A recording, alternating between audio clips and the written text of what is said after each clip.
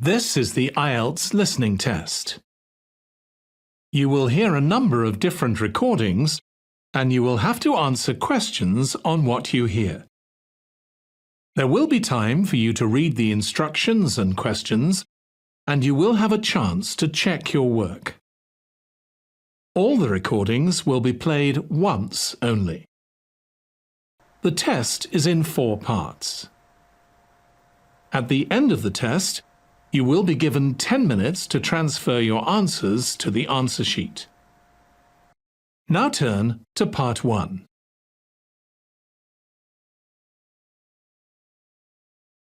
Part 1.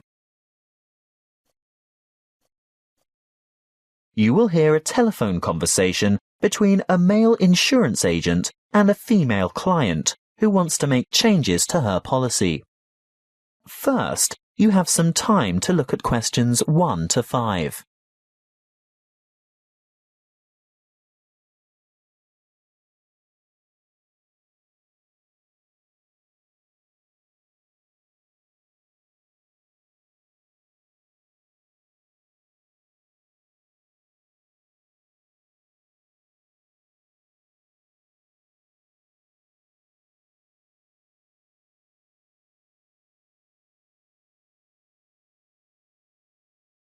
Now we shall begin. You should answer the questions as you listen, because you will not hear the recording a second time. Listen carefully and answer questions 1 to 5. Good morning, Tauber Insurance Company. How can I help you? Good morning. I want to alter my insurance policy. Is that for your house, contents or vehicle? My vehicle. Can you give me the number of the policy, please? Certainly. I have it here in front of me. It's ZQW 5009. And what make and model of car is it? It's a Mazda Marvel. And what's the CC rating? Sorry, what do you mean? How big is the engine?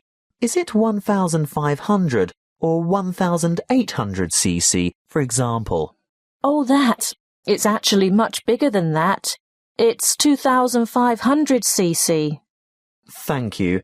Now, I just have to ask you a few questions to verify your identity. What name is the policy under? Heathcote. Let me just bring that up on the computer. Yes. Can I just confirm your first name, please? Well, my first name is Lisa, but I'm known by my middle name, Marie. Right. I see both here, but Lisa is the one I want for ID purposes. And your date of birth, Lisa? I mean, Marie. The 22nd of August, 1955. Correct. Just one more question before we get started. Can you remember the password on this policy? Oh dear, I didn't know I had a password on it. Everyone has a password. Would you like to take a guess? Possibly it's my mother's name. And what would that be? Sophia. Sorry, guess again. All right. Oh, I remember now. It's my grandfather's name, Jack. Yes, followed by some numbers. 1897, right? Correct. Now we can get down to business. What exactly do you want to change? Well, a couple of things. Firstly, I think it's overvalued at the moment. Can we reduce the value by $5,000? You mean bring it down to $15,000? Yes, I'm sure it's lost quite a bit of value over the past year. Done. Now, what's the other thing? Before you hear the rest of the talk, you have some time to look at questions 6 to 10.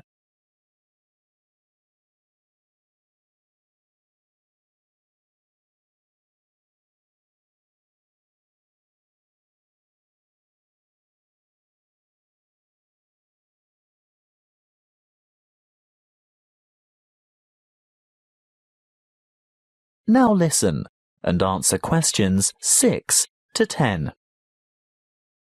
Well, I want to add the name of another driver to my insurance policy. Who is it?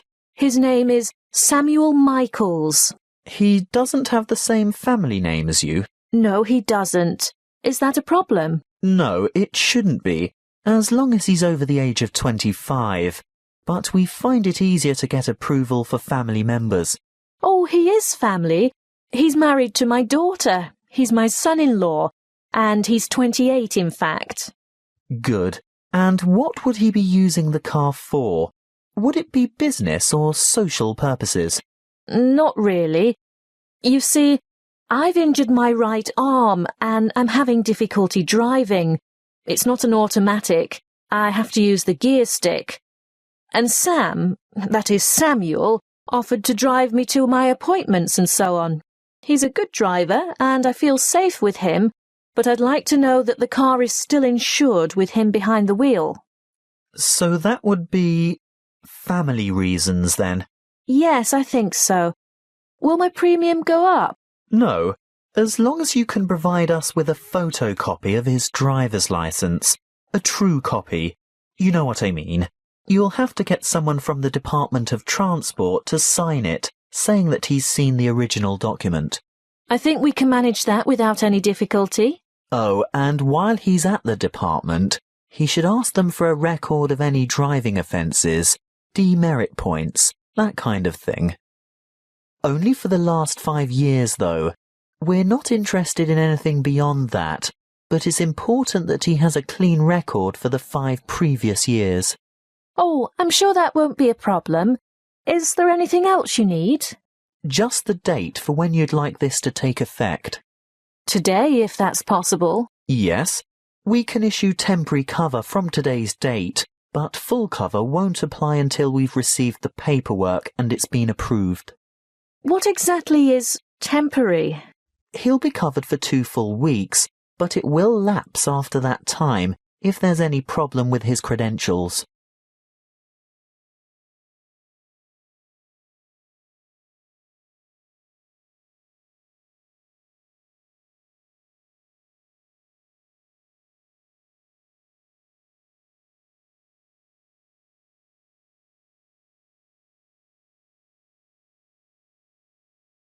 That is the end of part 1.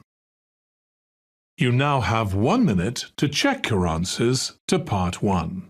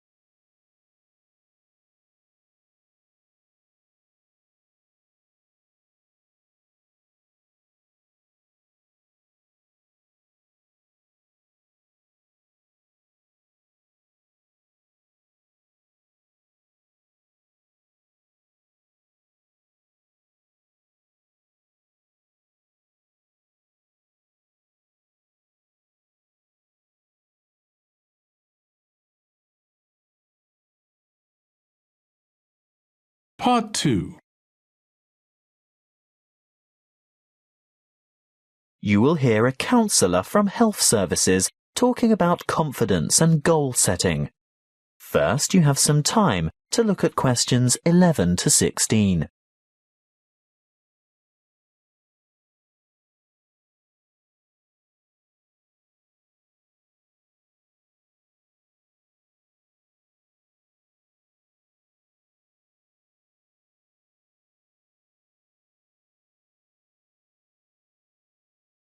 Listen carefully and answer questions 11 to 16.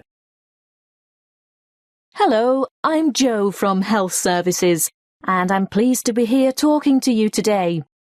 You've come here today to learn more about gaining confidence and setting goals. How many of you are truly positive thinkers? Positive thinking is the key to confidence.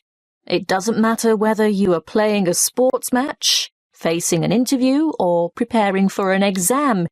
If you apply positive thinking, you will gain confidence. This is the secret. positive thought patterns. Positivity leads to confidence, which, in turn, will optimize your performance. What is the one simple mental strategy that all confident people have in common?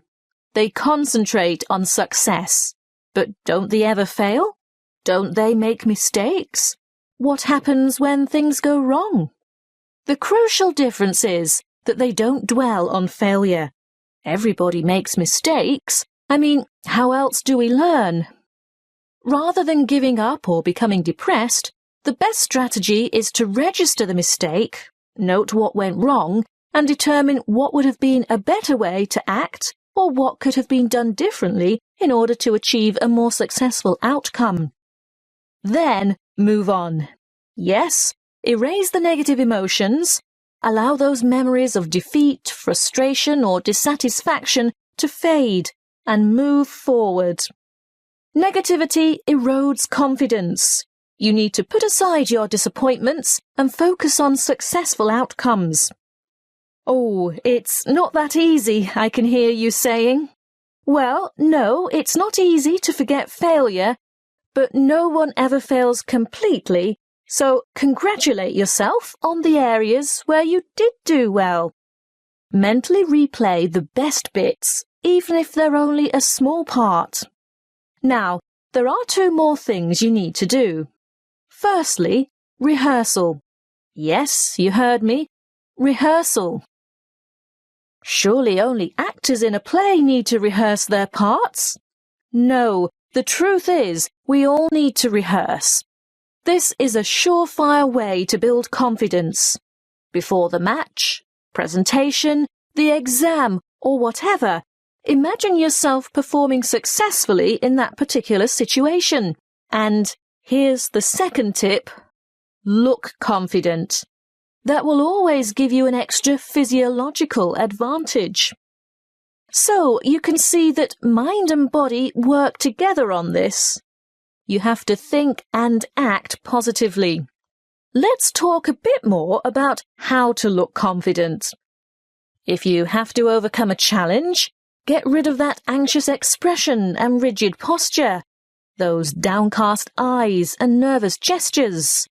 Even if you don't feel very self-assured, you can still give the appearance of confidence. Stand tall, hold your head up, make full eye contact, and keep an open expression. Replace the frown with a smile if you can manage it. And those hunched shoulders? Relax those shoulder muscles. If you need to, take a deep breath and stretch to release pent-up anxiety and tension. What if you have to make a difficult phone call, for example? Nobody can actually see you, so does it matter what you look like? Yes, it does. Practicing positive body language will help you cross the threshold into a confident mood.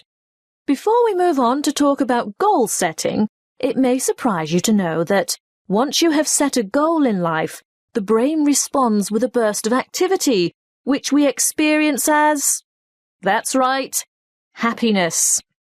And what happens when the goal is achieved? Yes, there is another burst of activity and another feeling of happiness.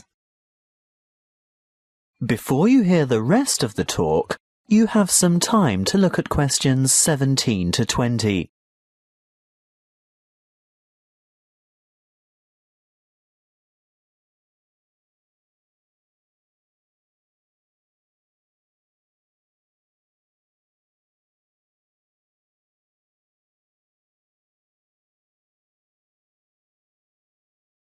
Now listen and answer questions 17 to 20. As you can see, the recipe for a happy life is to maintain a positive attitude and keep setting and achieving your goals. So, whatever your goal, whatever it is that you're aiming for, a new job, losing weight, giving up smoking, graduation, you need an appropriate, and by appropriate I mean achievable goal. That's the first step. The next thing to consider is motivation. How do you get going? Well, it's more likely to motivate you if you think of the rewards of success, rather than focus on failure or what you might lose. So, you need to establish your incentives. After that, you'll have to work out the various stages and phases that you'll need to go through along the way and prepare for each one of them. If you're not naturally motivated, keep the targets small and achievable. But it really is important to ensure you collect the resources to accomplish the various steps. If you have performed that particular task before, you may already have the resources, or at least know where to get them from. If not, ask someone who has already succeeded. When you have got this far, the next stage is obvious. Yes, you have to take the first step. That's not quite all there is to it, though. The final thing is to remember to keep track of what you've accomplished. In other words, be sure to maintain a progress log. That way you can look back at your previous small successes and watch your progress along the way to achieving your goal.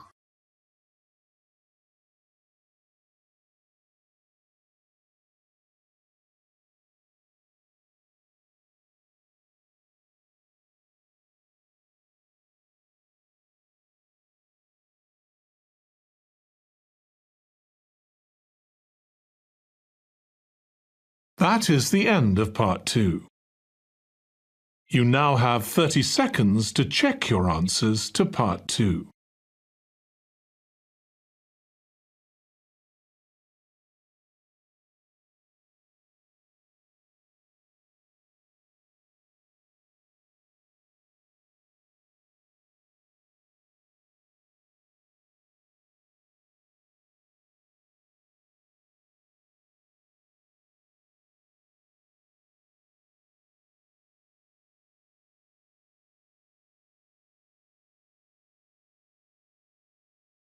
Part 3.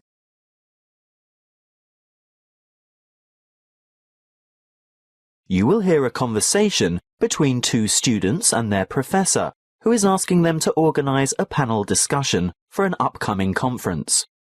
First, you have some time to look at questions 21 to 23.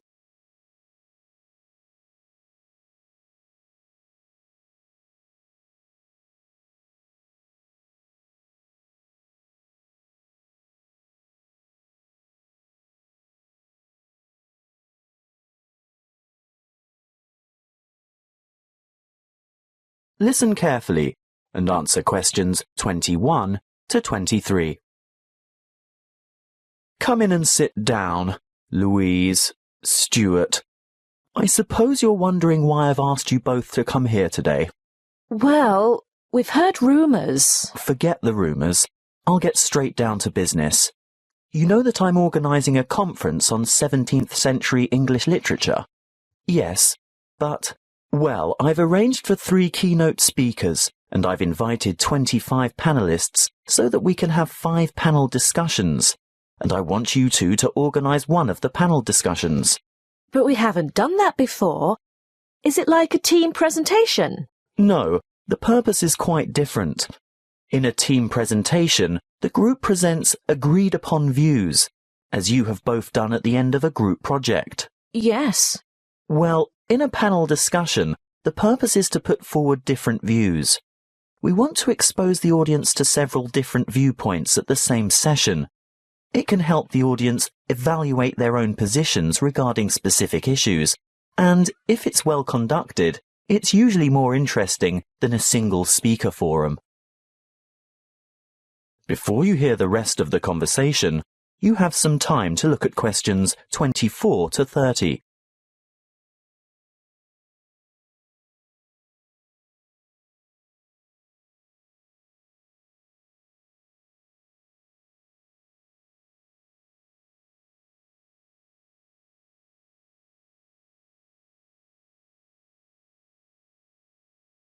Now listen and answer questions 24 to 30. And what exactly do we have to do? Well, you'll take the role of leader or moderator and assistant. Is that like the role of chairman? Yes, that's it. Sounds daunting. Not at all. I've already done a great deal of the preparation myself.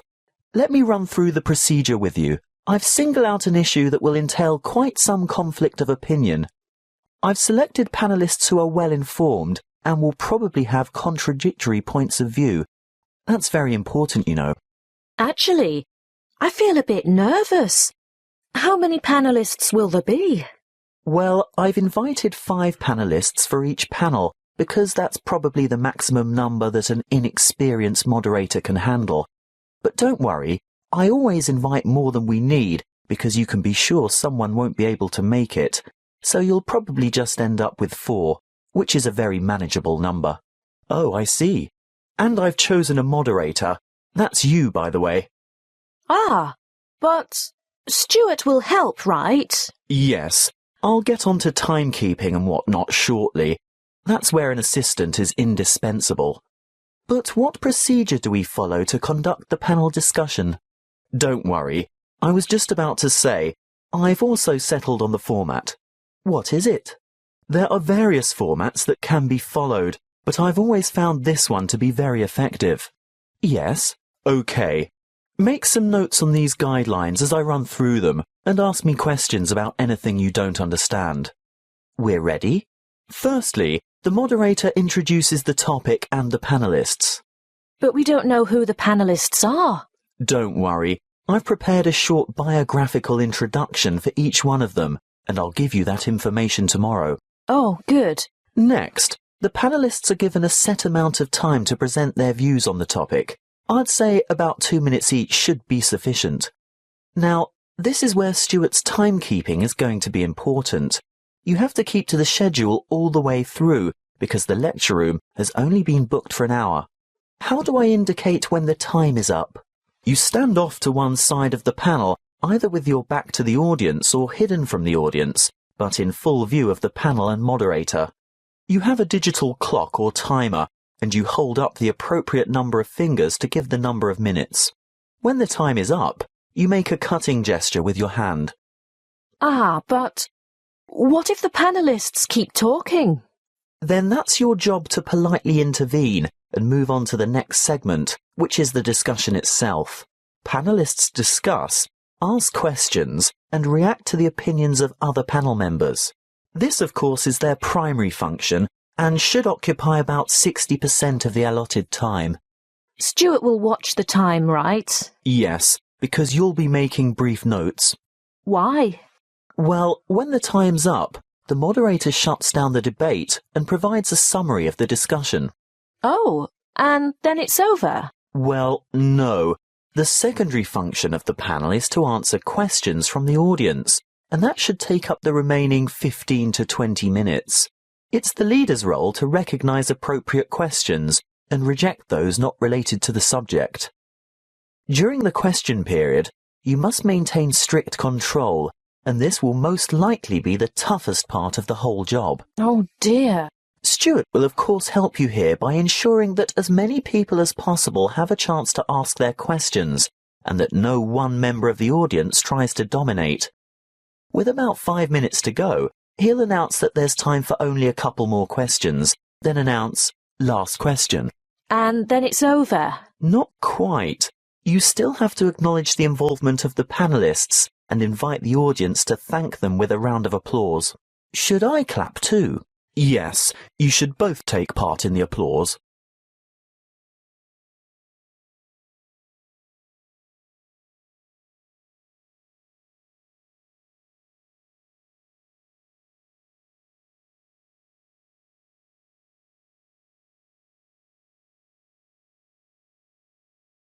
That is the end of part 3. You now have 30 seconds to check your answers to part 3.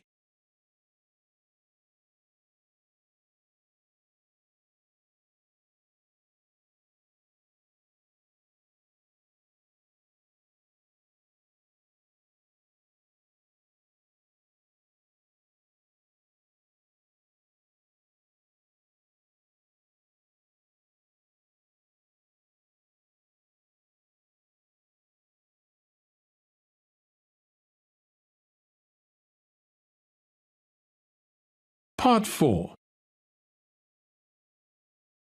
You will hear a talk on hydroelectric power.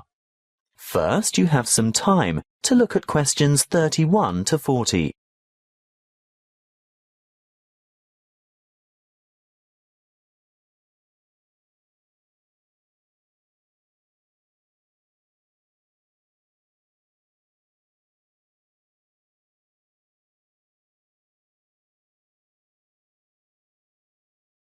Listen carefully and answer questions 31 to 40.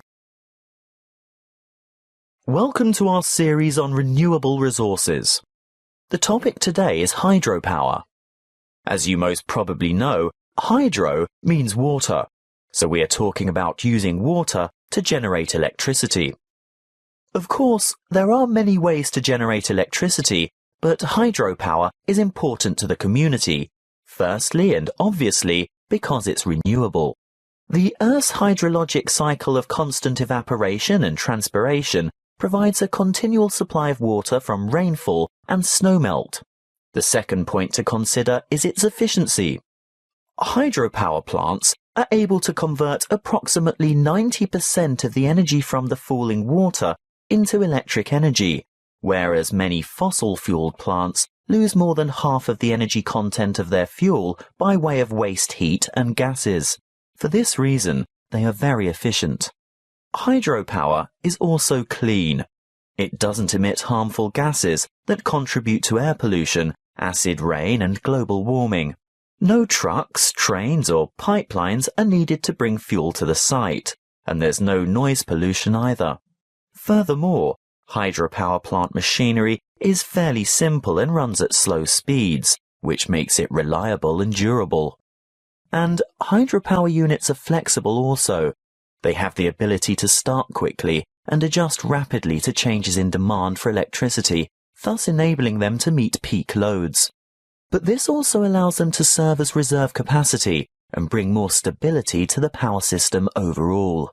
The dams that provide hydroelectric power also have other uses, such as navigation, flood damage reduction, water supply, recreation, irrigation, and low-flow augmentation, but it's not the purpose of this talk to go into those details. How do the hydropower plants work?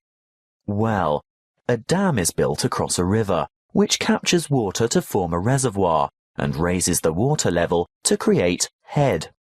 Think of head as the vertical distance that the water falls as it passes through the dam.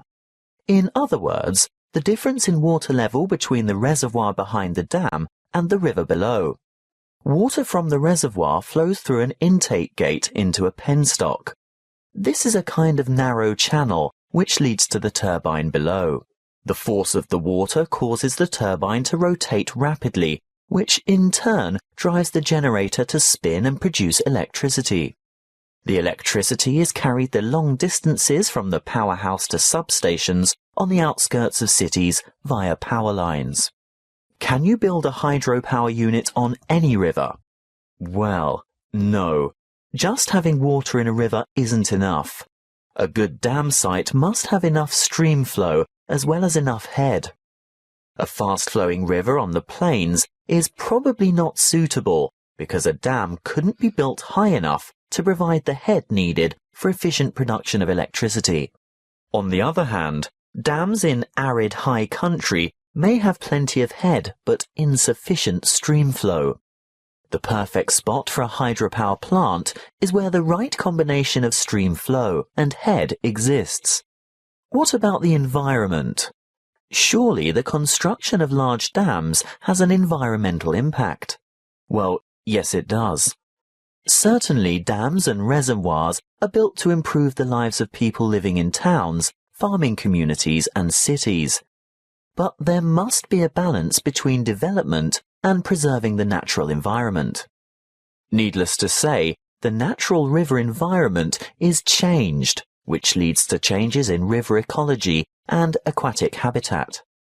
Sometimes, for example, dissolved oxygen levels below dams get so low in summer that there is a negative impact on aquatic life. These levels can be improved, however, by using special aerating turbines and/or injecting oxygen directly into the stream flow, In order to protect and improve the habitat for endangered and other species of birds, fish and water life, there needs to be a thorough review of operating plans to see if a better balance can be achieved. Hydropower plant design and operation must not only meet the needs of consumers for electricity, but work hand in hand with agencies whose concern is for the fish and wildlife, water quality and water supply.